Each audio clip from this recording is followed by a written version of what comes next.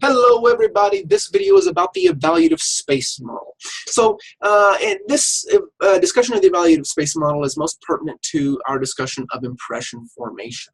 So the evaluative space model argues that we have two distinct motivational systems when evaluating.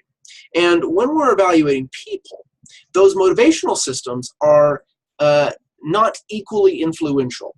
So when we see somebody for the first time, and we don't have a whole lot, and we don't know a whole lot about them, or we have limited or little evaluative information about the person. Ito and Cacioppo, researchers who study the evaluative space model, have argued that the positive motivational system, one of the two, is more influential. But as we gain more information about a person, the second motivational system, or a negative emotional system, or a negative motivational system, becomes more influential.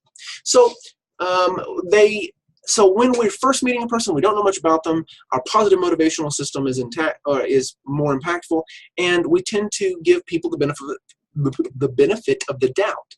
We tend to think they're okay. They're all right. That's called the positivity offset. So when we first get to know someone, we think they're all right. We give them the benefit of the doubt. That's, again, the positivity offset. But as we get to know a person more and more, the negative things they do tend to weigh more heavily on our impressions than the good things they do. So negative information about a person tends to influence how we think about that person more than positive. So, you know, a person could do one really bad thing, and they may never make up for it because that one bad thing is weighs more heavily on our impression. So that increased weight that we give to negative information is referred to as also the negative. Clearly, it's the end of the day. Referred to as the negativity bias.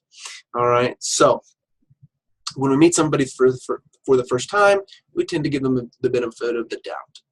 That's the positivity offset. But as we get to know them more and more, the bad things they do affect our impression of them more than the good things they do. That's the negativity bias.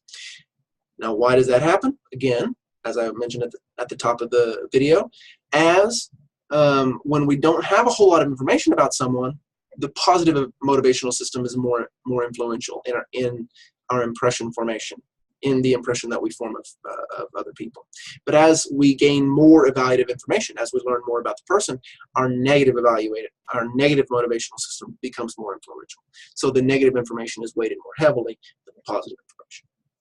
And that's it for this video. Very brief, very quick, but hopefully to the point. If you have any questions, including clarification questions, please send them my way. Other than that, that's it for this video.